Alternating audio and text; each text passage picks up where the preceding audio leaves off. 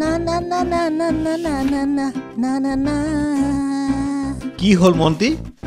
আজি বৰ ফুৰ্তিত আছা যে হা দেউতা ভগৱানে মোৰ কথা শুনি গ'ল মোৰ ওচৰলৈ এই মাত্ৰ কাষ্টমছ অফিচৰ পৰা SMS আহিছে ইয়াত লিখা আছে মোৰ ফেভৰেট ফোনটো কেনেডাৰ পৰা দিল্লী এয়াৰপৰ্ট পাই গ'লি মাত্ৰ সীমা শুল্ক দিব লাগে সিহঁতে মোৰ ফোনটো ঘৰলৈ পঠিয়াই দিব ফোন তাকো কানাডাৰ পৰা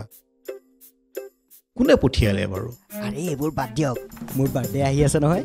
নিশ্চয় মাহী আৰু ৰাহুল দাই পঠিয়াই আছে আৰে আপুনি চিন্তা কিয় কৰিছে কাষ্টমছ ডিউটিৰ কাৰণে 12,000 টকা দিয়ক না প্লিজ ঐ মন্তি চাওঁ তোমাৰ ফোনটো দিয়াচোন লওক দেউতা আৰে মন্তি এয়া স্কেম হয় না আমাৰ পৰিয়ালৰ কোনোবাই না আমি কোনো ফোনৰ অৰ্ডাৰ দিয়া নাই সঁচা কথাটো হ'ল ভাৰতীয় কাষ্টমছে কেতিয়াও ইমেইল SMS বা কলৰ জৰিয়তে কাষ্টমছ ডিউটি দিবলৈ যোগাযোগ নকৰে দেউতা কি কথা কয় একেবাৰে হয় ভাৰতীয় কাষ্টমছে আপোনাৰ পৰা কেতিয়াও ফোন কল SMS বা ইমেইলৰ জৰিয়তে শুল্ক নিবিচাৰে ভাৰতীয় কাষ্টমছৰ যি যোগাযোগ তাত এটা দিন নম্বৰ থাকিবই যাক www.cbic.gov.in ত ভেৰিফাই কৰিব পাৰিব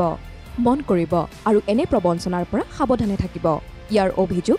www.cybercrime.gov.in নতুবা হেল্পলাইন নম্বৰ 1930 ত কৰক ভাৰতীয় কাষ্টমছৰ দ্বাৰা জনহিতাৰ্থে প্ৰচাৰিত